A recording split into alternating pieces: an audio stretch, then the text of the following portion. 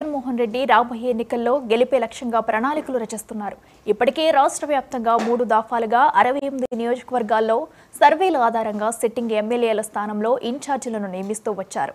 దీనిలో భాగంగా గూడూరు నియోజకవర్గంలో సిట్టింగ్ ఎమ్మెల్యే వెలగపల్లి వరప్రసాదరావును పక్కన పెట్టి స్థానిక సంస్థల ఎమ్మెల్సీగా ఉన్న మేరిగా మురళీధర్ను గూడూరు నియోజకవర్గ ఇన్ఛార్జిగా నియమించారు. రాబోయే ఎన్నికల్లో వైఎస్ఆర్సీపీని మరోసారి ఇక్కడ భారీ మెజారిటీతో ప్రజలు గెలిపించుకుంటారని, వైఎస్ జగన్మోహన్ రెడ్డి మళ్లీ ముఖ్యమంత్రి కాబోతున్నారని అంటున్న ఎమ్మెల్సీ మురళీధర్తో మా ప్రతినిధి Sagar Reddy face to face. Jaganmohan Reddy why not 175 అంటే ఇప్పటికే ముందడుగు వేశారు.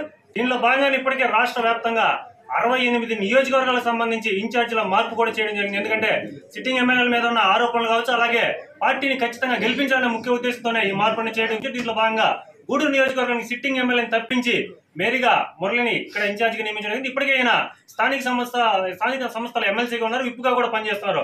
ఆయన అడిగే తెలుసుకుందాం. చెప్పండి సార్, మీకు గూడూరు నియోజకవర్గ ఇన్ఛార్జిగా బాధ్యతలు అప్పగించారు, వీటిని ఏ విధంగా నిర్వర్తిస్తారు? నేను చాలా భక్తితో నిర్వర్తిస్తానండి. జగన్మోహన్ రెడ్డి గారు ఎంతో నమ్మకంతో మరి నాకు అంతకుముందే గతంలో సమన్వయకర్తగా ఇచ్చారు. ఒక పరీక్షలో కూడా నేను నెగ్గాను. అది మెచ్చి మళ్ళా మా కాన్స్టిట్యున్సీలో సమిష్టి నిర్ణయంతో ఇన్ఛార్జి పదవి నాకు ఇచ్చారు. దీన్ని కూడా మరి నేను ఎంతో బాధ్యతగా స్వీకరించి ఇచ్చినటువంటి బాధ్యతను కూడా మరి సక్రమైన మార్గంలో పార్టీ ముందుకు పోయే రకంగా ప్రణాళికలు, సీనియర్లు అందరినీ, యువతని, మహిళల్ని అందరినీ సమాలోచనలతో మరి ముందుకు తీసుకుపోతానని తెలియజేసుకుంటున్నాను. ముఖ్యంగా ఇక్కడ వైసీపీకి కంచుకోటగా ఉంది. 2 దఫాలు కూడా వైసీపీ అభ్యర్థిగా గెలవడం జరిగింది. కానీ ఒక అభ్యర్థి వైసీపీలో గెలిచి పార్టీ మారడం జరిగింది. ఈ పరిస్థితుల్లో ప్రస్తుత ఎమ్మెల్యే కొంత చెడ్డపేరు రావడంతో మీకు నియోజకవర్గ బాధ్యతలు అప్పగించారు. వీటన్నిటిని ఏ విధంగా సమన్వయం చేస్తారు?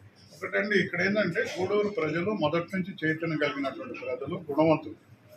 వాళ్ళు ప్రతిదీ వేరే చేసుకుంటారు. రాజకీయ చైతన్యం ఆ రోజు ఉమ్మడి జిల్లాలో కూడా ఇక్కడ రాజకీయంగా ఉన్నటువంటి పెద్ద కుటుంబాలే మరి రాజకీయ పెత్తనం చేయడం జరిగింది. ఎందుకంటే అందరిని ఆదరించే గుణం ఉంది కాబట్టి నాయకత్వం ఇక్కడికి వచ్చింది. మరి మీరు గతంలో చూసుకున్నప్పుడు ఆదరించారు. ఆ రోజు మా పార్టీలో మరి ఈరోజు టికెట్ కోసం ఇంకా కన్ఫర్మ్ అయిందో లేదు తెలియదు, కానీ టికెట్ కోసం ప్రాకులాడుతున్నటువంటి మరి మాజీ ఎమ్మెల్యే సునీల్ కుమార్ని ఆ రోజు పార్టీ గొప్పగా ఆదరించింది. గతంలో తెలుగుదేశం కోసం ఎన్నిసార్లు టికెట్లు మరి ప్రయత్నం చేసినా అతను సఫలీకృతం కాలేదు. జగన్మోహన్ రెడ్డి గారు మరి ముచ్చటపడి మరి ఆ రోజు ఆయన ఆశీర్వదించి ఎమ్మెల్యేగా ఇచ్చారు, అవకాశం ఇచ్చారు. ప్రతి ఒక్కరికి కూడా జీవితంలో ఒకసారి ఎమ్మెల్యే కావాలని కోరిక ఉంటుంది. మరి ఎమ్మెల్యే చేసిన పార్టీకే నమ్మక ద్రోహం చేసి అతను వేరే దారి చూసుకున్నారు.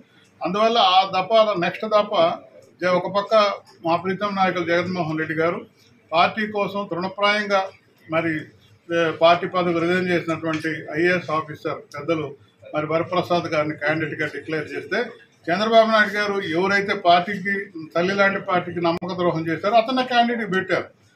ఆయన పెట్టినంత మాత్రం ప్రజలు ఔన్నత్యం కలిగిన, అందులో గూడూరు ప్రజలు ఔన్నత్యంగా ఆలోచించేవాడు, గుణవంతులు, చైతన్యవంతులు. దానికి రిజల్ట్ చూపించారు కదా. గతంలో ఎప్పుడు కూడా గూడూరులో లేని మెజార్టీని, గూడూరులో చరిత్రలో లేని మెజార్టీని 45,000 పైచీలకు మెజార్టీ ఇచ్చారంటే చేసిన తప్పు. అందుకే అతన్ని మనం క్షమించకూడదని వాతావరణం ఇచ్చారు కాబట్టి అంత మెజార్టీ వచ్చిందని మీరు తెలియజేసుకుంటున్నాను. చివరగా విజేతకు మీరు మారుపేరుగా మురళి అని చెప్పి ఇప్పటికీ అందరూ అనుకుంటారు, అలాగే మృదు స్వభావం అనుకుంటారు. ఇదే సమయంలో ఎన్నికల సమయం కూడా చాలా తక్కువగా ఉంది. మీరు ఏ విధంగా ముందుకు వెళ్తారు? నేను స్వతహాగా నేను శాంతియుతంగా ఆలోచిస్తాను.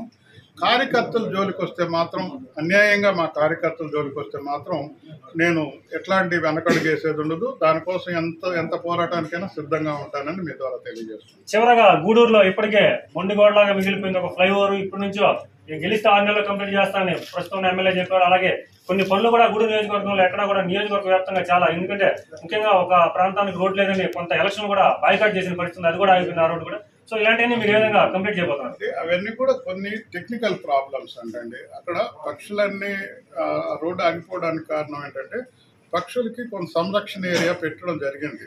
అందులో రోడ్లు వేయాలంటే కొంత కేంద్ర ప్రభుత్వం పర్మిషన్లు అవి తీసుకోవాలి తప్ప, ఆ రకంగా లేట్ అయింది తప్ప ఇంకోటి లేదు. ఇంకొక రకంగా ఈ సందర్భంగా మీకు మనవి చేస్తున్నాను, నిజంగా గూడూరులో 1 to 2 టౌన్ కలిసే ఫ్లైఓవర్ చాలా రోజుల నుంచి ఆగిపోయిందండి.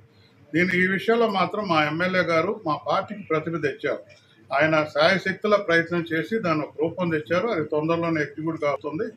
మార్కెట్, అదే రకంగా రైతు బజారు, అడిషనల్గా మరి ఆసుపత్రికి సంబంధించినటువంటి అడిషనల్ బిల్డింగ్స్ కానివ్వండి, తర్వాత కొన్ని విషయాలు గూడూరుకి మాత్రం చాలా గొప్పగా పార్టీకి ప్రతిష్ఠ ఇచ్చే విధంగా ఆయన పనిచేశారని మాత్రం స్పష్టంగా చెప్పగలరు.